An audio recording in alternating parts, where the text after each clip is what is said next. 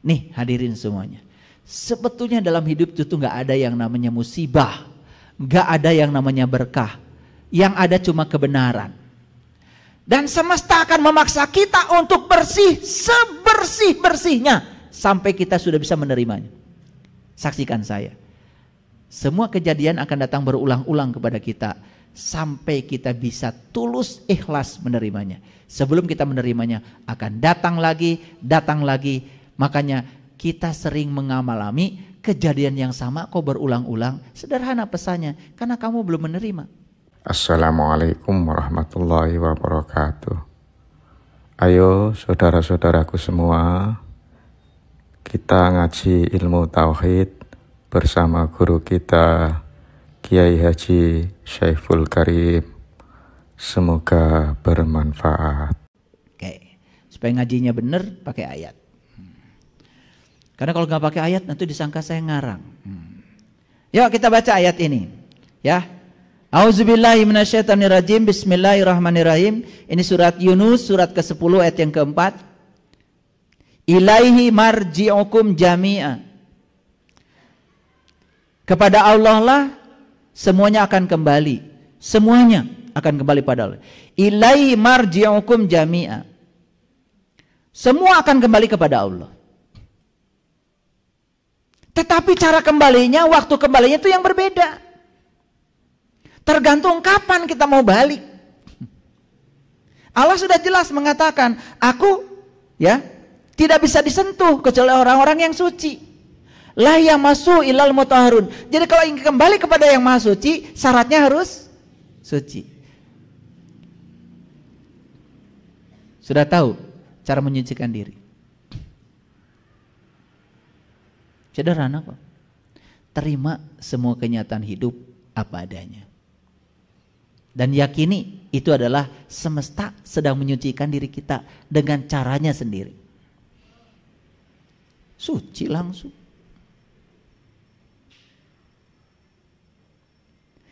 Sesederhana itu sebetulnya. Ya. Yuk, kita baca bahasa Indonesianya aja karena takut nggak ngerti bahasa Arab. Hanya kepada Allah lah kamu semuanya akan dikembalikan. Setuju? Setuju? Mau kembali pada Allah? Mau. Karena kita berasal dari Allah, harus kembali kepada Allah. Syaratnya apa tadi? Syaratnya harus sudah seperti Dia. Nih. Air, kalau gabung dengan air langsung bersenyawa. Tapi air gabung dengan minyak tidak bisa bersenyawa. Apakah minyak itu ada airnya? Ada. Tetapi air yang terkotori oleh zat lain. Begitu kotorannya dilepaskan, kan sisanya air. Begitu digabungkan dengan air, baru bisa bersenyawa. Kira-kira begitulah ilmiahnya. Jadi ruhku ditiupkan oleh Dia kepada kita itu asli, murni, membawa sifat-sifat Dia. Tetapi begitu kita menjalankan tugas di kehidupan ini, ruhku itu banyak menyimpang. Yang menyimpang bukan ruhnya, jiwa yang ada dalam ruh. Makanya ruh dengan jiwa berbeda. Bagian dari ruh itu namanya jiwa. Nah, jiwa yang terkoyak karena terkotori oleh unsur lain, itu yang disebut dengan jiwa. Jadi ruh yang terkoyak karena terkotori oleh unsur lain, itu yang namanya jiwa. Jadi jiwa itu ruh yang terkoyak sebetulnya. Terkoyak karena ada ketidakmurnian melekat. Nah, ketika dia masih mengandung ketidakmurnian, dia tidak akan bisa pulang. Nih hadirin semuanya, sebetulnya dalam hidup itu nggak ada yang namanya musibah, nggak ada yang namanya berkah, yang ada cuma kebenaran. Dan semesta akan memaksa kita untuk bersih sebersih-bersihnya sampai kita sudah bisa menerimanya. Saksikan saya, semua kejadian akan datang berulang-ulang kepada kita sampai kita bisa tulus ikhlas menerimanya. Sebelum kita menerimanya akan datang lagi. Makanya kita sering mengalami kejadian yang sama kok berulang-ulang. Sederhana pesannya, karena kamu belum menerima. Setelah menerima, selesai kejadian itu, diganti kejadian lain, bukan berarti selesai. Enak aja. Karena yang namanya jiwa ini harus terus mengalami peningkatan kedewasaan. Untuk meningkat kedewasaannya agar menjadi seperti dia lagi, maka dikuatkan, didewasakan, dilembutkan, disabarkan, diluaskan, dilapangkan. Gitu. Tidak ada upaya semesta yang buruk. Cuman kita tidak punya pengetahuan melihat itu seakan-akan keburukan. Karena dari kecil kita sudah terjebak benar salah, berkah musibah, baik buruk, itu yang menyebabkan jadi hambatan bagi kita. Padahal setiap realitas itu adalah kebenaran. Tidak ada satu peristiwa di semesta pun yang terjadi tanpa kehadiran dia, bukan? Itulah kalimat la ilaha illallah. Jadi la ilaha illallah itu yang mana sih? Yang bukan dia. Itulah ilaha illallah itu. Jadi bukan ditulis di mobil. Jadi akhlak, jadi karakter diri. Gitu. Dan saya tahu yang la ilaha illallah sudah menjadi akhlak, dengan la ilaha illallahnya baru bacaan di mulut, saya tahu. Saya bisa tahu kok satu-satu. Nah, sebagai janji yang benar daripada Allah, sesungguhnya Allah menciptakan makhluk pada permulaannya, kemudian mengulanginya kembali. Itu yang namanya siklus. Jadi kalau kita tidak suka dengan istilah siklus, ya terus mau seperti apa saya menjelaskannya? Karena siklus ini bukan soal keyakinan, ini sudah jadi hukum alam. Gak percaya? Yuk lihat sekarang. Ada orang mati dikubur, di mana dikuburnya? Di tanah. Hilang gak lama-kelamaan? Hilang. Menyatu dengan siapa? Dengan tanah. Jadi atom-atom yang di tubuh kita diurai lagi. Yang mineral air ke air, yang kalsium ke kalsium, yang magnesium ke magnesium, yang aurum ke aurum, hidrargium ke... Itu ada 140 unsur di semesta ini akan kembali ke unsurnya masing-masing. Setelah itu menyatu dengan tanah. Berikutnya apa? Kalian kan nanam singkong, singkong ngambil makanan dari mana? Dari tanah. Makanan yang diambil apa? Apa? Semua unsur-unsur yang ada di tanah, termasuk tubuh yang sudah menyatu dengan tanah, kan sudah jadi tanah lagi. Betul apa tidak? Jadi singkong, jadi kangkung, jadi tomat, jadi toge. Dimakan siapa? Dimakan siapa? Dimakan kalian. Kita saya nggak ikut makan. Setelah dimakan jadi apa? Jadi saripati makanan yang namanya sel sperma, sel telur.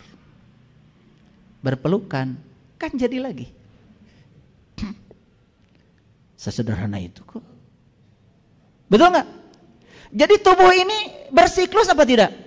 Bersiklus. Nanti tubuh saya ditinggalkan kan oleh diri sejati saya? Dikubur? Ya terserah, mau dikubur, mau dibakar, mau jatuh di laut, mau dimakan ikan, ujung-ujungnya dimakan manusia lagi. Betul apa tidak? Yang jatuh di laut dimakan ikan, ikannya dimakan kalian juga, nggak dimakan saya ya. Itu siklus. Jadi yang bersifat materi saja bersiklus. Apalagi yang bersifat ruhani. Karena dia abadi. Untuk menjalankan kehidupan kan perlu tubuh. Kan saya bilang tadi, kalian nyubit di mana? Di sini. Kalian dicubit di mana? Enak kalian dicubit udah nggak punya tubuh. Nggak kerasa dong. Itu bukan hari pembalasan itu. Hari pembalasan itu harus sama dan setimpal. Fama ya'mal misqala dzarratin wa may ya'mal misqala dzarratin. Pinter kalian. Udah ngelotok ayatnya. Cuman kesadarannya nggak ada, itu aja. Kalau sudah sadar ayat itu, atuh berhenti bikin sebab buruk. Berkata yang buruk. Menciptakan perilaku yang buruk. Mani resep eta amak teh. Sudah jadi hobi, dikit-dikit nyolot, dikit-dikit marah. Anak disebut salah oleh kita marah. Ya Allah. Anak tuh sedang belajar, tamu agung yang datang ke semesta untuk dihormati oleh kita. Siapa tahu yang sebut anak kita hari ini adalah leluhur kita, yang sedang mengambil kebaikan dari kita.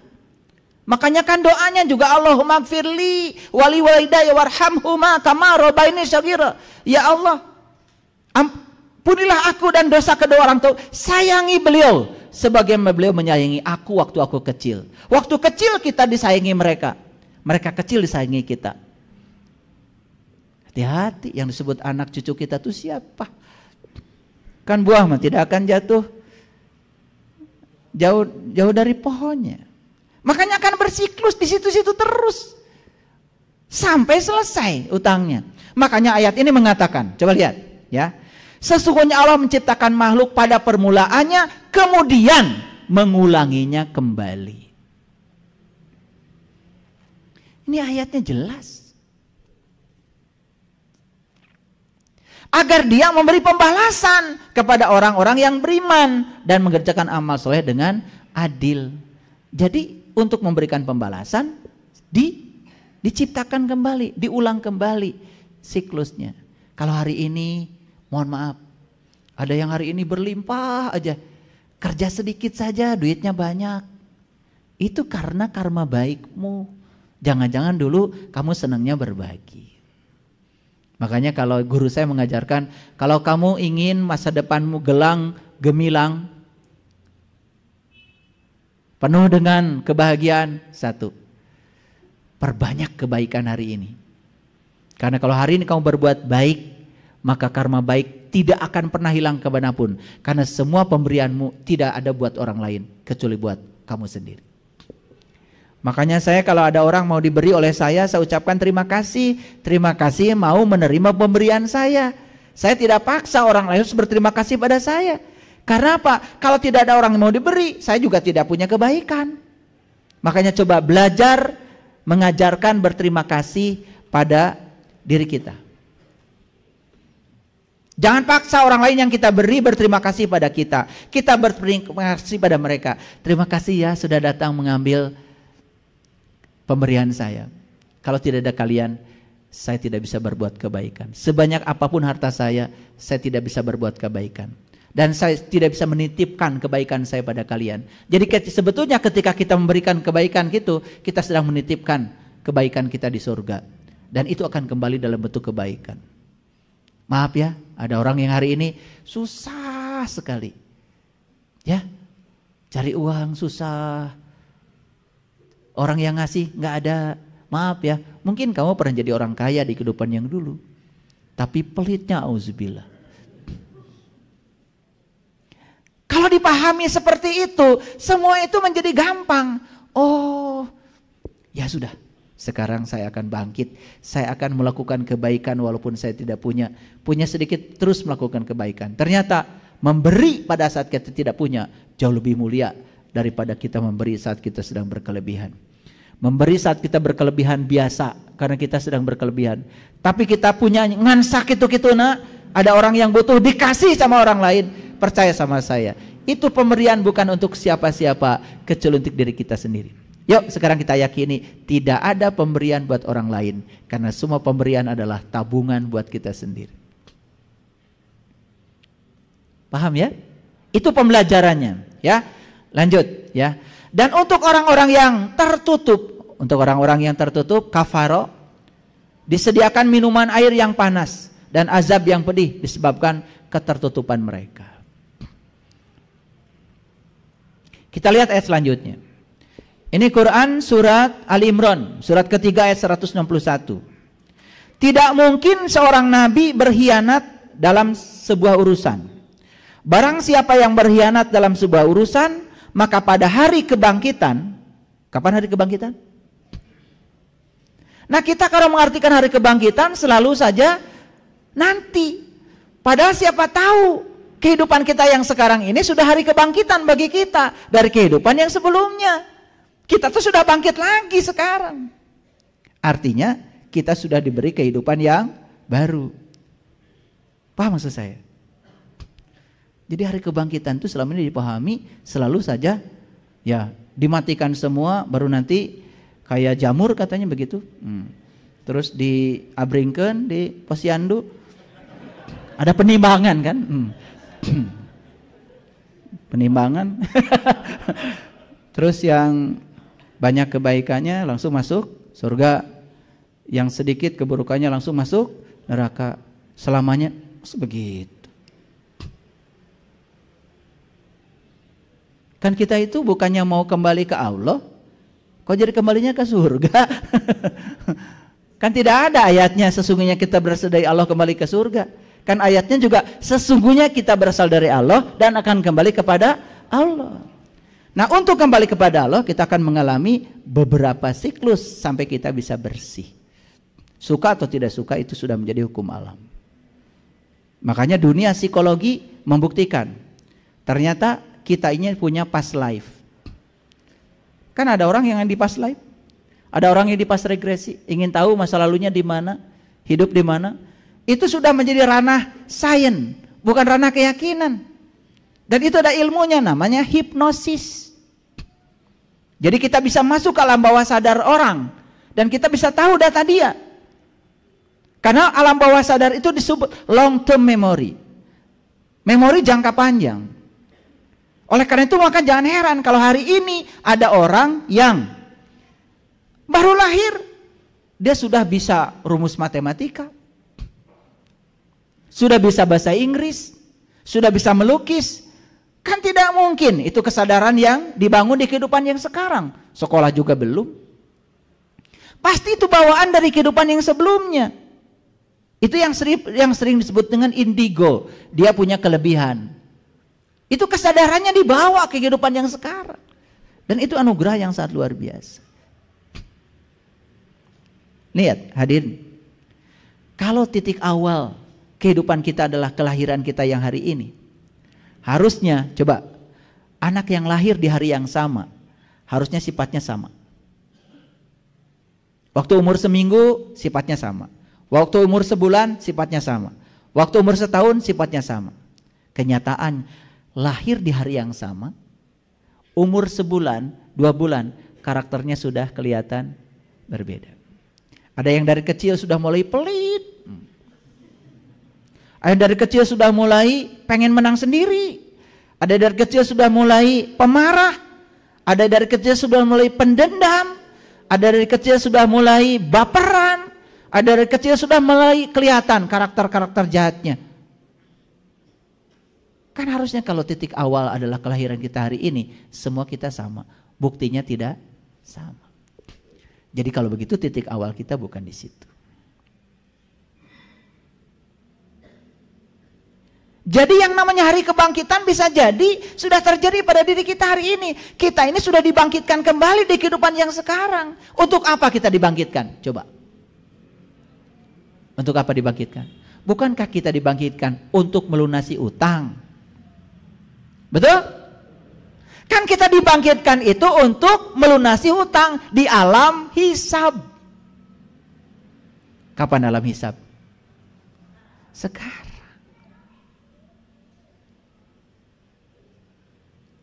Bisa menghisab sekarang. Kan itu kata ayat Iqra kitabaka kafa binafsika al-yauma 'alaika hasiba. Bacalah kitabmu, cukuplah hari ini dirimu menjadi saksi atas segala perbuatanmu sendiri. Itu namanya muhasabah. Muhasabah itu bukan nangis-nangisan. Setelah itu kemudian gak berubah apa-apa kesadarannya, bukan. Muhasabah itu seperti tadi. Begitu dak ada peristiwa, sabar dulu. Jangan-jangan peristiwa yang terjadi pada saya itu karena saya yang mengundang. Tidak mungkin ini terjadi pada diri saya kalau bukan saya yang menariknya. Karena saya tidak mungkin tiba-tiba ketiban satu peristiwa secara kebetulan tanpa ada sangkut paut dengan diri saya. Saya yakin ini adalah bagian dari akibat yang harus saya pertanggungjawabkan dari sebab yang saya buat. Gampang menerimanya? Muhasabah bukan itu? Nah itu yang disebut dengan hari hisab. Terus kita menghisab diri, terus menghisab. Hari hisab itu sekarang oleh kita sendiri. Maka lama-kelamaan kita menjadi berubah. Lama kelamaan kita akan bisa menyucikan semua kotoran dalam jiwa kita. Untuk siap, innalillahi wa inna ilaihi raji'un. Masuk akal? Oke, ini ayatnya. Ia akan datang membawa apa yang dikhianatkannya itu. Kemudian tiap-tiap diri akan diberi pembalasan tentang apa yang ia kerjakan dengan setimpal. Ya, kullu nafsim maka sabat wahum la yudlamun. Jadi tiap-tiap diri akan mendapatkan pembalasan tentang apa yang dia kerjakan setimpal. Dan mereka tidak akan dianiaya. Artinya tidak akan ada yang terzolimi. Jadi Allah tidak mungkin menyiksa kita. Yang menyiksa kita adalah sebab yang ditimbulkan oleh kita sendiri. Masuk akal? Anak saya yang pertama mau melahirkan. Mau melahirkan. Itu tepat pada saat saya mau pergi ke Al-Aqsa, saya mau pergi ke Yerusalem. Kemudian saya bilang sama cucu saya pegang perutnya. Tenang-tenang ya. Jangan sekarang dulu. Nih, kakek mau pergi dulu. Nanti ya pulang dari sana. Begitu saya ngomong gitu, mulusnya hilang. Begitu saya 10 hari pulang dari sana, nyampe Jakarta, anak saya telepon. Ayah sekarang udah mules, sekarang bener. Udah, kamu pergi aja ke rumah sakit. Saya suruh suaminya bawa ke rumah sakit. Di rumah sakit, mohon maaf, ketemu dokter pertama. Kata dokternya, wah ini sungsang, macam-macam bawahnya. Ini nggak bisa melahirkan normal, harus sesar. Telepon saya lagi, ya gini, nggak boleh. Pindah dokternya, pindah ke rumah sakit yang lain. Saya nggak nyebut nama rumah sakitnya ya, ke rumah sakit lain lah. Bahkan dokternya itu tidak sekeyakinan dengan saya. Tapi begitu masuk ke situ kata-katanya menenangkan. Tenang, Tuhan itu menciptakan bayi dalam rahim sudah disesuaikan dengan jalannya. Kan anak saya jadi tenang. Dalam perjalanan saya dari Jakarta ke sini langsung saya ke rumah sakit. Anak saya sedang teriak-teriak kesakitan. Saya bilang, Teh, seperti dulu mama waktu melahirkan Teteh. Saya cuma bilang begitu aja. Persis seperti ini. Waktu mama melahirkan Teteh. Itu aja. Jadi sekarang Teteh sedang merasakan, belajar merasakan. Seperti ini loh, saat kamu dilahirkan ibumu berteriak. Sekarang kamu melahirkan, seperti ini Allah mengajarkan kepada kita. Supaya kita lebih hormat pada seorang ibu. Saya bilang sama anak saya, Teteh sudah bisa nangkap pelajarannya? Sudah ya. Apa pelajarannya? Jadi Teteh sekarang bisa merasakan apa yang dirasakan mama. Selama ini Teteh sombong, merasa punya anak karena Teteh dewasa. Bukan, karena Allah ingin mengajarkan rasa yang sama yang dirasakan pada ibumu dan sekarang kamu merasakannya. Begitu sudah terima pesannya seperti itu di depan saya, beral aja keluar. Jadi cara Allah mengajarkan itu seperti itu. Cuman kita kan malah teriak-teriak gitu kan. Coba, tidak mungkin peristiwa itu terjadi secara kebetulan tanpa ada sebabnya. Jadi semua di semesta ini adalah pelajaran. Jadi waktu saya bilang, Teteh sudah bisa menangkap pesannya Allah? Sudah ya, apa? Seperti ini, mama dulu melahirkan sakitnya. Ya, biar Teteh merasakan, supaya Teteh lebih hormat pada mama. Itu aja. Langsung keluar. Bahkan saat keluar, dokternya belum siap. Untung saya siap. Paham maksud saya? Jadi ada yang buruk gak dalam hidup? Selagi-lagi yang buruk adalah nih, pikiran. Ya? Oke, lanjut dulu. Katakanlah, inginkah aku beritahukan kepada kamu, ini surat Al-Maidah, surat kelima ayat ke-60. Katakanlah, Inginkah aku beritakan kepada kamu tentang orang-orang yang lebih buruk pembalasannya dari sisi Allah, yaitu orang-orang yang dikutuki dan dimurkai Allah. Di antara mereka ada yang dijadikan kera, ada yang dijadikan babi, karena mereka menyembah togut. Mereka itu lebih buruk tempatnya dan lebih tersesat dari jalan yang lurus. Ini ayat gak bisa dibantah. Gak bisa dibantah. Di hari kebangkitan dia bangkit lagi, tapi di hari kebangkitan itu tidak punya tubuh seperti ini lagi. Dan malah dia masuk ke tubuh yang lebih rendah. Di ayat ini, babi dan kera. Jadi sebetulnya hadirin, semua tubuh-tubuh yang rendah itu bisa jadi dulunya adalah ruh yang pernah tinggal dalam tubuh sini. Tapi karena tidak bisa memanfaatkan amanah Allah selama hidupnya, maka dia harus menanggung akibat dari situ. Masuklah ke tubuh yang lebih rendah lagi, dan dia akan bertahun-tahun di situ sampai selesai semua kotorannya. Cinta kasih Allah bukan itu? Kucing di rumah kita, meow, ya, meow, ya. Dulu saya di kasur itu. Sekarang hanya boleh di sini. Dulu saya kalau makan dagingnya, sekarang saya hanya dikasih cucuknya. Jangan-jangan itulah sebetulnya perjalanan seseorang untuk disucikan. Itu sebenarnya neraka tuh itu. Cuman kita nggak sadar. Makanya hadirin semuanya, tidak ada peluang untuk bertemu dengan jati diri kita kecuali saat kita punya tubuh yang sempurna ini. Ini kendaraan terhebat, ini kendaraan yang luar biasa yang disediakan semesta untuk mempertemukan jiwa dengan Dia. Hanya ketika punya tubuh ini kita bisa menemuinya. Makanya di Quran dikatakan, walaqad dara'na li jahannam katsiran minal jinni wal ins lahum qulub la yafqahuna biha walahum a'yunun la yubsiruna biha walahum adhanun la yasma'una biha ulaika kal an'am bal hum adall. Mereka yang punya kolbu tidak digunakan untuk melihat, mendengar dan memahami. Mereka itu sama saja dengan binatang. Ulaika kal an'am bal hum adall, bahkan lebih hina dari binatang. Jadi kesimpulannya, banyak kelihatannya sebagai manusia, tetapi dia tidak bisa menjaga kemanusiaannya sebagai manusia. Malah justru dia dihuni oleh sifat kebinatangan dalam kemanusiaannya. Maka dia akan turun menjadi seperti ini. Maka di ayat ini dikatakan mereka akan menjadi kera atau babi. Bahkan di Quran surat Al-Baqarah 65 Allah mengatakan, barang siapa yang melanggar perjanjian dengan Allah, maka aku akan jadikan dia kera yang amat hina. Tahu kera?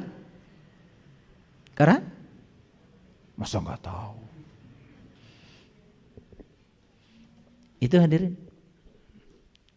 Jangan sampai kita di kehidupan yang akan datang malah justru jatuh untuk memenuhi tubuh-tubuh yang lebih rendah. Yuk, mumpung kita sedang menjadi manusia, kita pertahankan kewibawaan sebagai manusia. Gunakan potensi kita sebagai manusia untuk memanusiakan diri kita sebagai manusia. Paham sampai sini? Oke.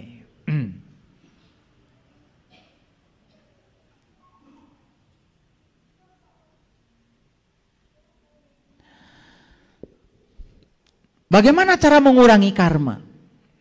Ada caranya tuh. Ternyata ada bonus. Jadi Quran juga ngasih diskon. Barang siapa yang datang membawa amal baik, maka baginya kebaikan 10 kali lipat. Datang kemana? Datang ke sini sekarang di kehidupan ini. Bisa saja nanti kita datang lagi di kehidupan yang akan datang. Tetapi barang siapa yang datang membawa amal baik, maka baginya kebaikan 10 kali. Jadi kalau hari ini kita melakukan kebaikan dan kita harus datang lagi ke sini, maka kebaikan kita dikali 10. Bukankah itu adalah diskon? Dan barang siapa yang datang membawa perbuatan jahat, maka dia tidak diberi pembalasan, melainkan seimbang dengan kejahatannya. Luar biasa. Hadirin, lihat saya semuanya. Jadi kalau hari ini kita mendapatkan balasan dari kejahatan kita, itu sudah diskon. Karena kalau kejahatan itu cuma dikali 1. Tapi kalau kebaikan dikali 10 coba. Masa tidak tertarik untuk berbuat kebaikan? Yuk sekarang uangnya jangan taruh di dompet, taruh di surga. Pindahkan. Jangan taruh di saldo banyak-banyak, taruh di surga. Pindahkan ke surga. Tahu cara memindahkannya? Tahu belum? Ambil uang itu ketika ada orang yang datang ke rumah membutuhkan, kasih. Ambil uang itu secukupnya, kalau ada orang yang susah, sakit, kasih. Ambil uang itu kalau ada orang yang perlu bantuan kita, kasih. Itu namanya menyimpan uang di surga. Itulah yang akan jadi bekal kita. Gimana ambil semua? Jangan, sisakan. Jangan jadi orang bodoh baik hati. Nah, itu namanya orang bodoh baik hati, semua dihabiskan sampai dianya susah. Itu jangan. Ya, jangan. Yang paling bagus itu ya tentu saja pertengahan ya. Jadilah umat pertengahan. Baik, kita teruskan. Jadi kebaikan dikali berapa? Keburukan dikali berapa? Oleh siapa? Oleh Allah. Luar biasa bukan? Tertarik melakukan mana? Yuk, semua kebaikan dikali 1. Kalaupun kita terlahir ke sini gak dikali. Tapi kalau semua keburukan cuma dikali 1, tapi kebaikan dikali 10. Nah, kalau saya nggak tunjukkan ayatnya kan nanti nggak percaya. Betul nggak? Nah, coba lihat bahasa Arabnya. Man jaa bil hasanati falahu asyru amsalihha. Asyru 10. Wa man jaa bisayyiati fala yuzailla mislaha wa hum la yudlam. Siapa yang datang membawa kebaikan, kebaikannya dikalikan 10. Jadi kalau dulu pernah bantu orang 100.000, datang lagi ke kehidupan yang selanjutnya sudah kali 10. Luar biasa? Luar biasa. Tapi kalau dulu pernah mencuri uang 100.000, datang di kehidupan selanjutnya hanya akan dicuri 100.000. Diskon bukan ini? Ini sale namanya. Jadi jangan dikira yang suka bagi-bagi diskon itu cuman mall. Allah juga ngasih diskon. Luar biasa. Betapa besar cinta kasih Allah kepada kita. Tertarik melakukan kebaikan? Tertarik? Mau melakukannya? Kapan? Janjimu.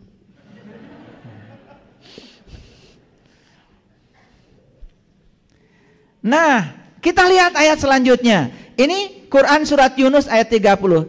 Di tempat itu tiap-tiap diri merasakan pembalasan dari yang telah dikerjakannya dahulu. Mana tempat itu? Nah, kita kadang-kadang kalau baca Quran tuh suka nggak jelas. Di tempat itu tiap-tiap diri merasakan pembalasan dari apa yang telah dikerjakannya. Mana tempat itu? Mana? Nih.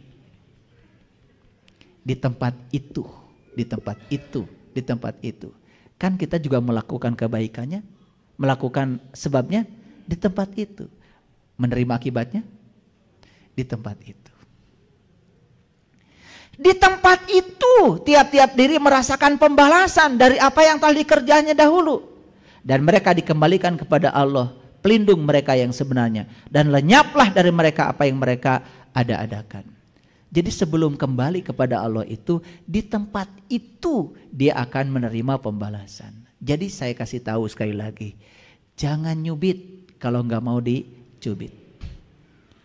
Saya mau nanya, dicubit sakit nggak? Apa pesannya? Pesannya apa? Duh, dicubit itu ternyata sakit. Pesannya jangan nyubit.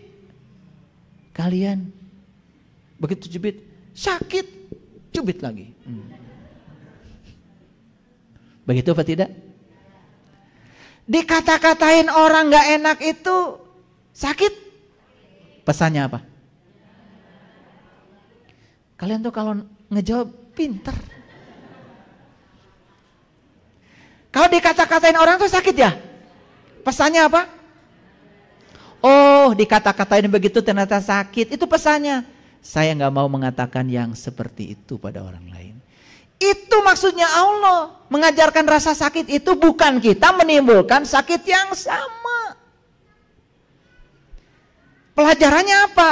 Oh, saya dikata-katain gak enak sama orang. Jangan-jangan saya di kehidupan dulu pernah ngata-katain yang sama. Kata ayat ini, di tempat itu tiap-tiap diri akan merasakan pembalasan. Di sini tiap-tiap diri akan merasakan pembalasan. Di sini hadirin. Oleh karena itu, hati-hati dengan kehidupan. Hati-hati. Sing asak-asak tinimangan. Kalau mau berkata, bertindak, pikirkan dulu yang matang. Kalau mau mengatakan sesuatu, timang-timang. Yang mau dikatakan ini nyinggung orang apa tidak? Menyakiti orang apa tidak? Coba belajar begitu. Luar biasa. Kalau nggak percaya nanti buka lagi di rumah surat Yunus ayat ke-30 ini. Ya. Di tempat itu tiap-tiap diri merasakan pembalasan dari apa yang telah dikerjakannya dahulu. Dan mereka dikembalikan kepada Allah pelindung mereka.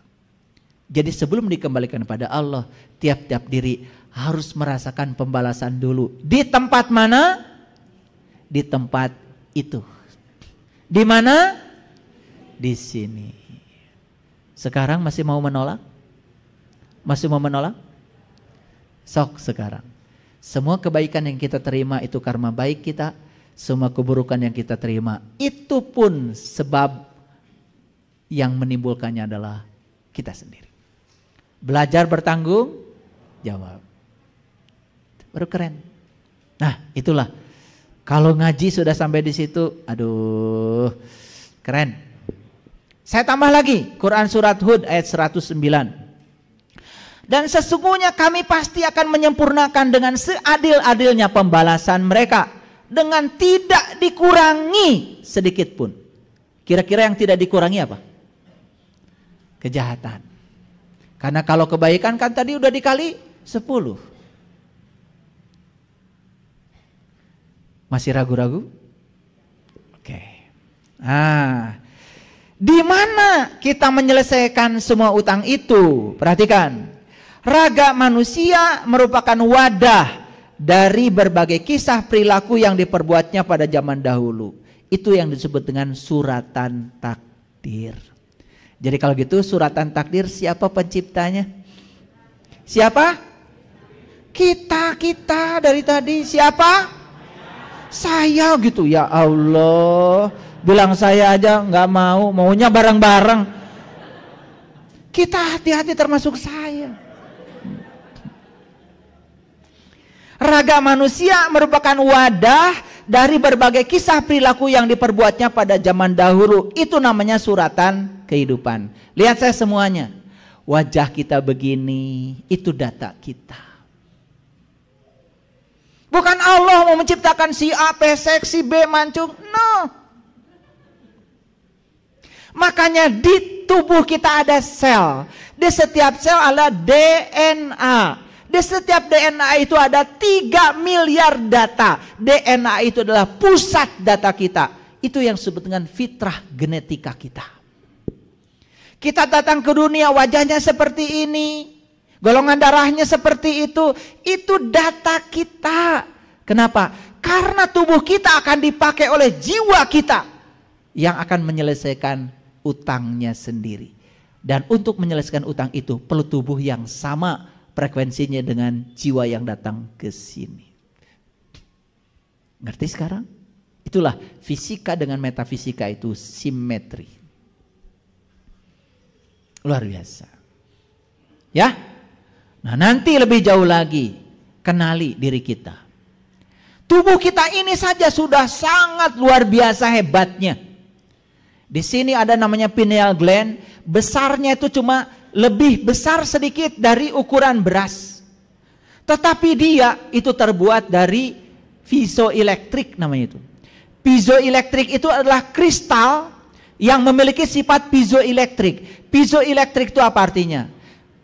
Suatu bahan di material di alam semesta ini, kalau dia mendapatkan tekanan mekanik, dia akan berubah menjadi listrik.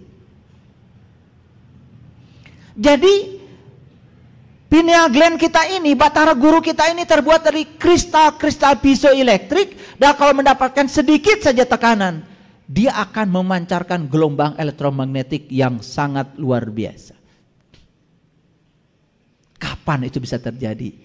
Itulah harus tahu ilmunya.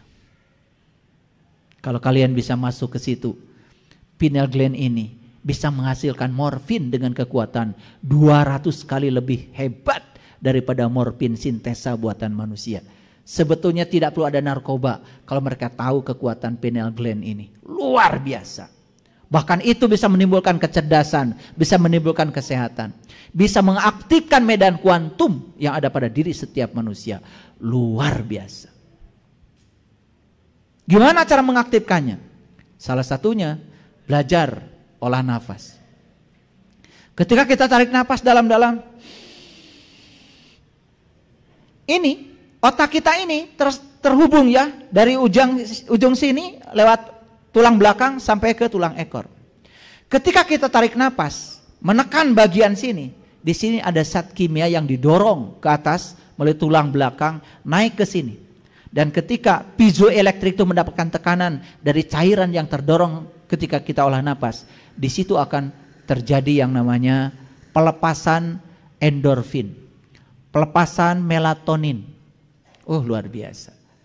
Makanya orang-orang tua kita dulu mengajarkan bangun jam 1 sampai jam 4 di sepertiga malam. Ternyata jam 1 sampai jam 4 itu adalah tempat di mana pineal gland kita sedang menghasilkan melatonin yang sebanyak-banyaknya untuk kesembuhan tubuh kita. Wah, ternyata ya, kalau belajar spiritual secara saintifik itu semuanya kebuka, keren jadinya. Pernah belajar olah nafas? Saya dari tadi nanya, kalian tuh selama ini belajarnya apa?